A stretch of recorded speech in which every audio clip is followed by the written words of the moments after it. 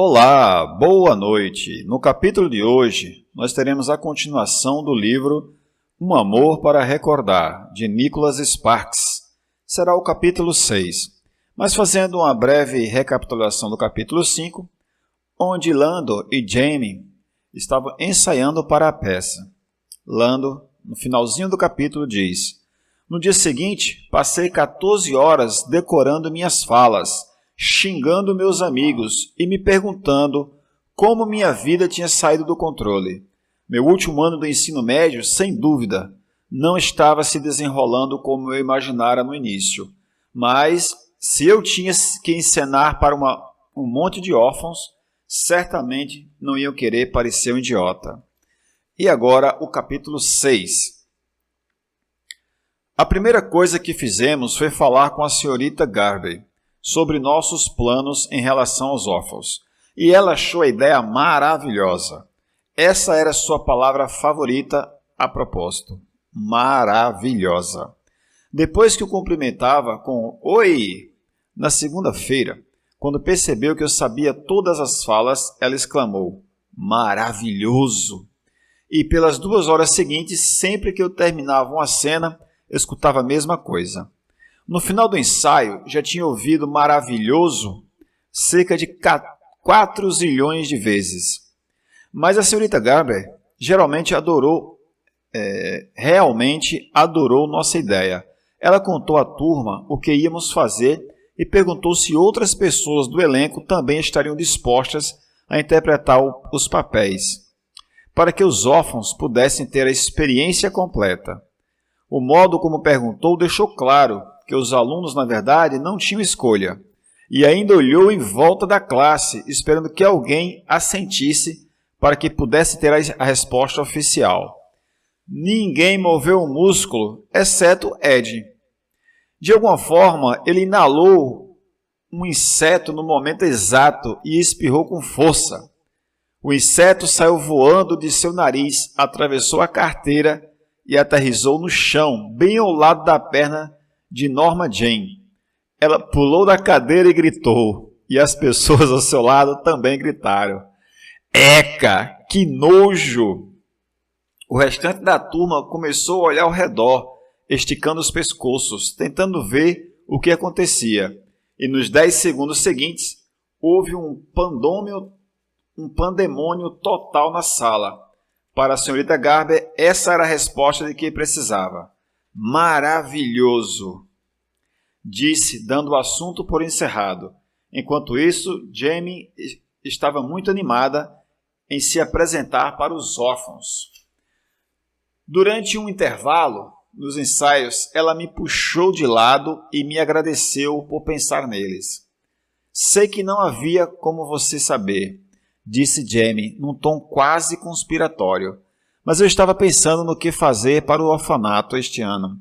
Tenho orado por isso há meses, porque quero que este Natal seja o mais especial de todos.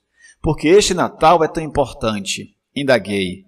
E James deu um sorriso paciente, como se eu tivesse feito uma pergunta irrelevante. "Simplesmente é", foi tudo o que respondeu. O próximo passo foi falar com o Sr. Jack, o diretor do orfanato. Eu não o conhecia, pois a instituição ficava em Morehunt City, do outro lado da ponte de Belfort, e eu nunca tivera motivo para ir até lá.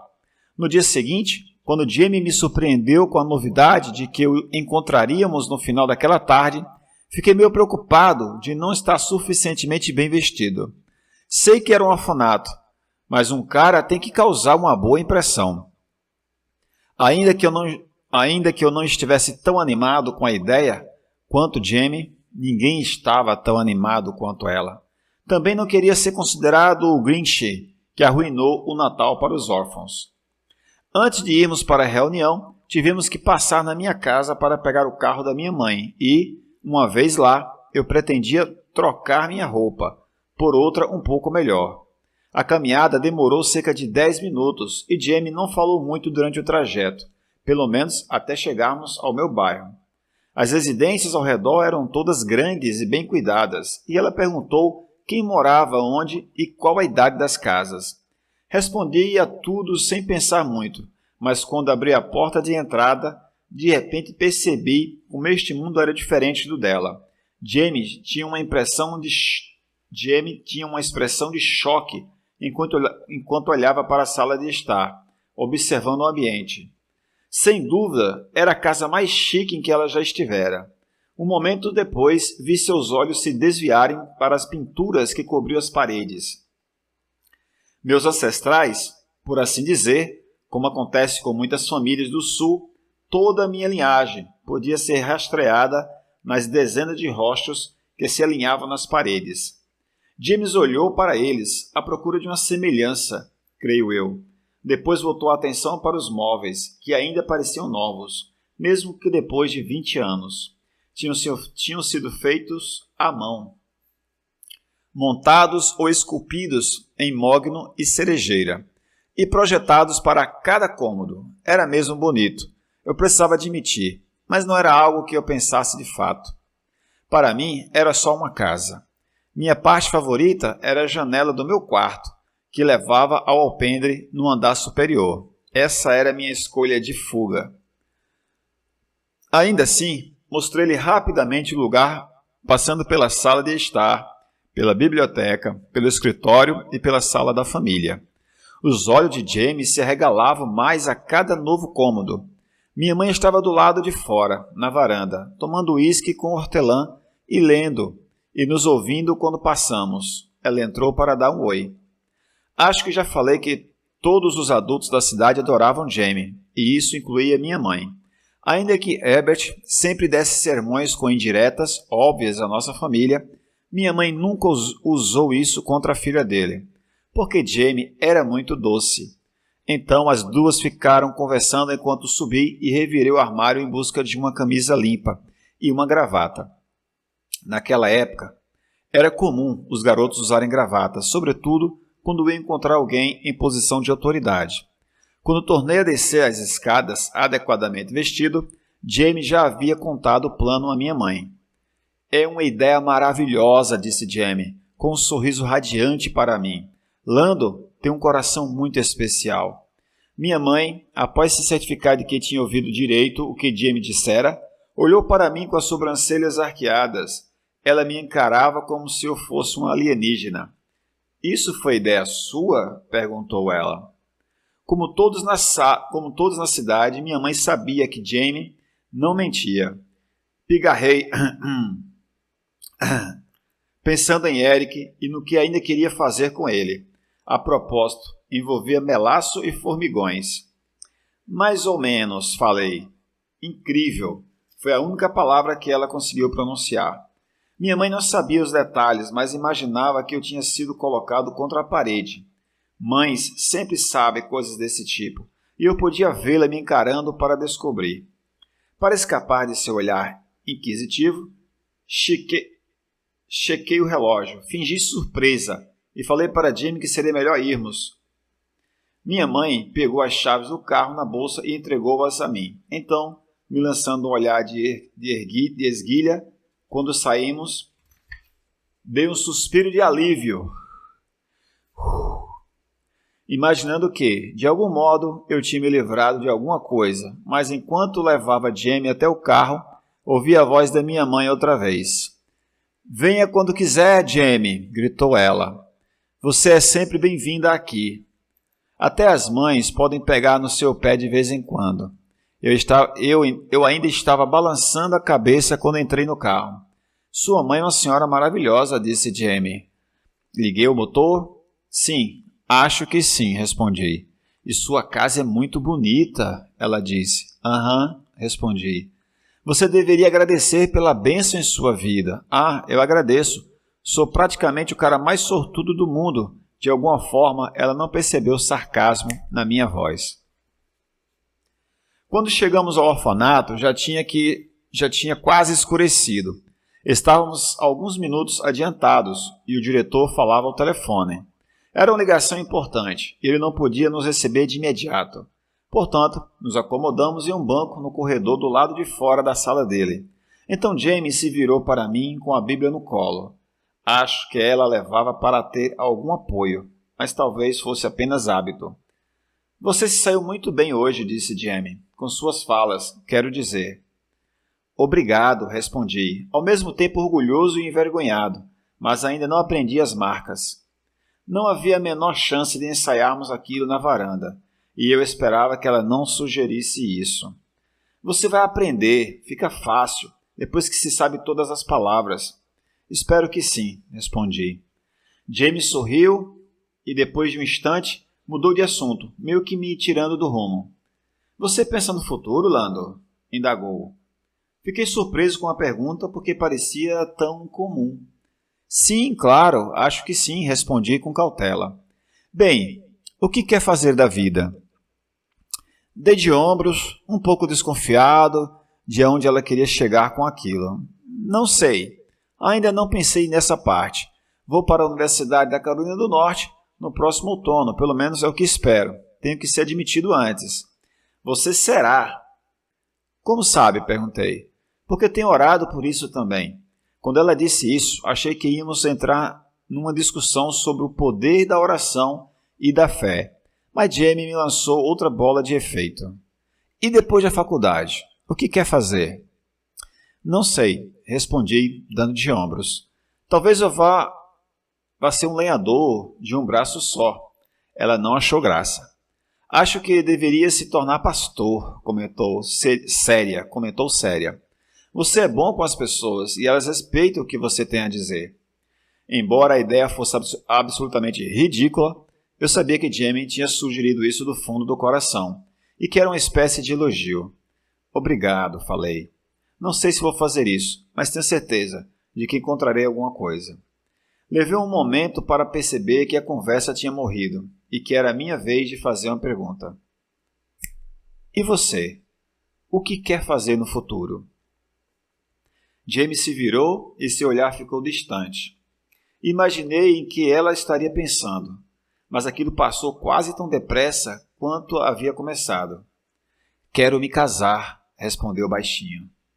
E quando isso acontecer, quero que meu pai me leve ao altar.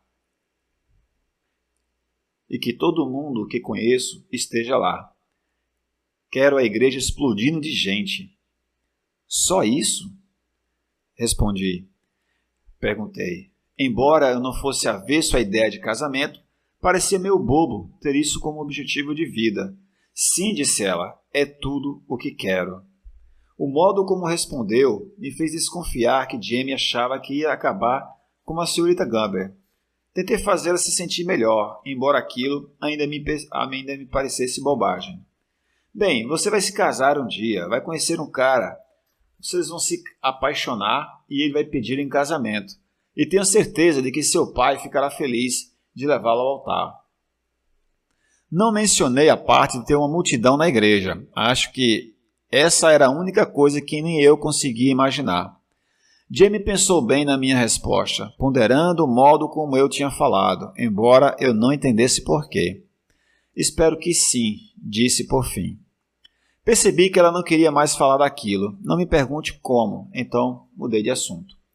Há quanto tempo você vem aos orfanatos? Há quanto tempo você vem ao orfanato? Indaguei em tom casual. Faz 7 anos, eu tinha 10 quando vim pela primeira vez. Era mais nova do que muitas crianças daqui. Você gostaria de vir ou isso a deixa triste? As duas coisas. Você gosta de vir ou isso a deixa triste? As duas coisas. Algumas das crianças tiveram uma vida terrível. É de partir o coração, quando você ouve a história. Mas quando elas o veem, entrando com alguns livros da biblioteca, ou um novo jogo, seus sorrisos espantam toda a tristeza. É o melhor sentimento do mundo. Jamie quase brilhava ao falar, embora não estivesse me contando aquilo para me fazer sentir culpado. Era exatamente assim que eu me sentia. Esse era um dos motivos pelos quais era tão difícil lidar com ela. Mas a essa altura eu já havia me acostumado. Tinha entendido que Jamie podia fazer você se sentir de muitas formas menos normal. Naquele momento, o Sr. Jake abriu a porta e nos convidou a entrar. Seu escritório parecia um quarto de hospital, com piso de azulejos preto e branco, paredes e tetos brancos, um armário de metal encostado na parede. Onde deveria estar a cama havia uma mesa de metal, que parecia ter sido feita numa linha de montagem. Era quase neuroticamente livre de qualquer item pessoal. Não havia sequer uma foto. Jamie me apresentou e apertei a mão do Sr. Jack. Depois que nos sentamos, foi ela que falou a maior parte do tempo. De cara dava para ver que os dois eram velhos amigos, e o Sr. Jack tinha lhe dado um abraço bem apertado logo que ela entrara. Depois de alisar a saia, Jamie explicou nosso plano. O Sr. Jack tinha assistido a peça alguns anos antes e sabia bem o que ela estava se referindo, desde o início. Ainda que gostasse muito de Jamie e soubesse de suas boas intenções, o Sr. Jack não achou uma boa ideia. Por que não? Perguntou Jamie, a testa franzida. Parecia mesmo perplexa com a falta de entusiasmo dele. O Sr. Jack pegou um lápis e começou a batucar com ele na mesa, pensando em como se explicar. Enfim, pousou o lápis e suspirou. Embora seja uma oferta maravilhosa e eu saiba que você gostaria de fazer algo especial, a peça é sobre o pai que percebe quanto ama a filha. Ele deixou essa ideia ser absorvida por um momento e tornou a pegar o lápis. O Natal já é difícil bastante por aqui. Sem lembranças, as crianças, o que lhe falta? Acho que se as crianças virem algo assim... Ele nem precisou terminar. James levou as mãos à boca. Ah, meu Deus! Exclamou ela. O senhor tem razão. Eu não tinha pensado nisso. Nem eu, para dizer a verdade. Mas logo ficou óbvio que o argumento do Sr. Jakes fazia todo sentido. Ele agradeceu mesmo assim e conversou por um tempo sobre o que pretendia fazer em vez disso. Teremos uma pequena árvore e alguns presentes, algo que todos eles possam compartilhar. Vocês são bem-vindos para nos visitar na véspera do Natal. Depois que nos despedimos, Jamie e eu caminhamos em silêncio. Sabia que ela estava triste. Quanto mais andávamos juntos, mais percebia que Jamie tinha muitas emoções diferentes. Nem sempre estava alegre e feliz. Acredite ou não, essa foi a primeira vez que reconheci que, de certa forma, ela era como o restante de nós. Sinto muito que não tenha funcionado, falei baixinho. Eu também. Ela respondeu. Ela tinha aquele olhar distante, de novo. E isso foi um instante antes de continuar. Só queria fazer algo diferente este ano, algo especial, algo de que ele se lembrasse para sempre. Tinha certeza que seria isso. James suspirou. O senhor parece ter um plano que eu simplesmente ainda não conheço. Só queria fazer algo diferente este ano. Ela ficou em silêncio por um longo tempo, e eu a fitei. Ver Jamie triste era quase pior do que me sentir mal por causa dela. Ao contrário de Jamie, eu merecia me sentir mal comigo mesmo. Eu sabia que tipo de pessoa era. Mas ela... Já que estamos aqui, quer parar e ver as crianças? Perguntei, quebrando o silêncio. Foi a única coisa em que consegui pensar para melhorar o humor de Jamie. Eu poderia esperar aqui fora enquanto você fala com elas, ou posso ir para o carro se quiser. Você iria comigo? Retrucou ela de repente. Para ser sincero, eu não tinha certeza se conseguiria lidar com isso. Mas sabia que Jamie de fato me queria ali. E ela estava tão para baixo que as palavras saíram de forma automática. Claro, eu vou. Elas devem estar na sala de jogos agora. É onde costumam ficar a esta hora, disse Jamie. Atravessamos o corredor até o final, onde duas portas se abriam para uma sala grande, empoleirada no canto mais distante. Havia uma pequena televisão com cerca de 30 cadeiras de metal dobráveis ao redor. As crianças estavam sentadas ali, amontoadas em volta da TV.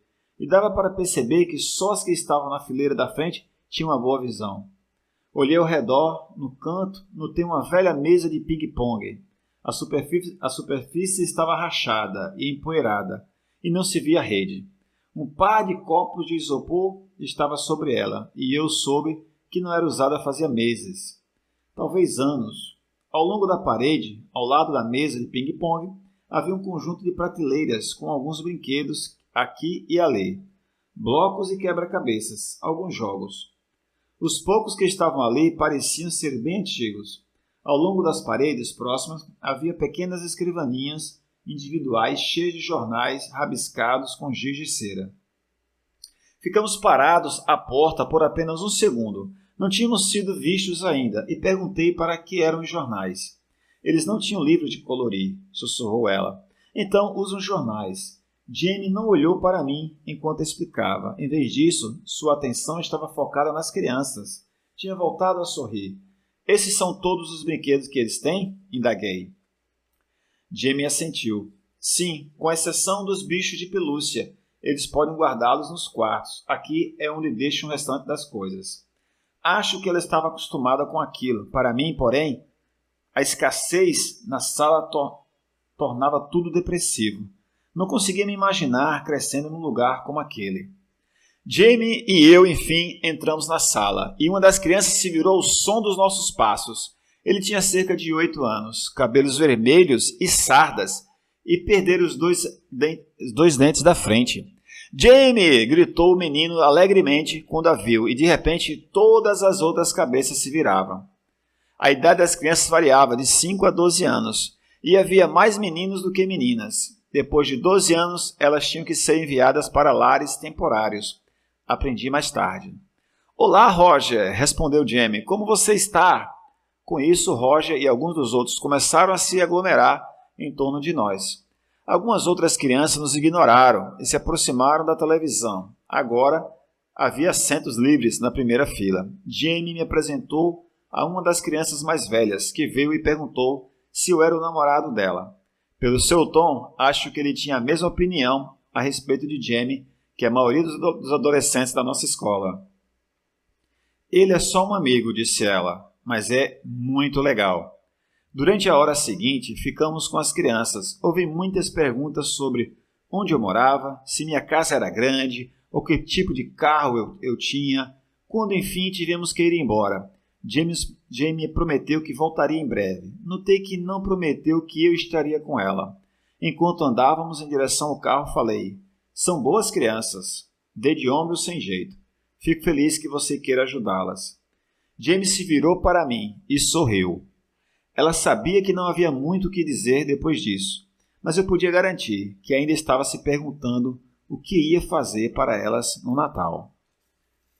Este foi o capítulo 6 do livro Um Amor para Recordar. Até o próximo capítulo, capítulo 7. Peço a você que, se chegou até esse ponto, se gosta de ouvir os livros, a narração, deixe seu like, deixe sua inscrição no canal, para que mais pessoas possam ouvir as histórias dos livros. A voz do livro está aqui com você.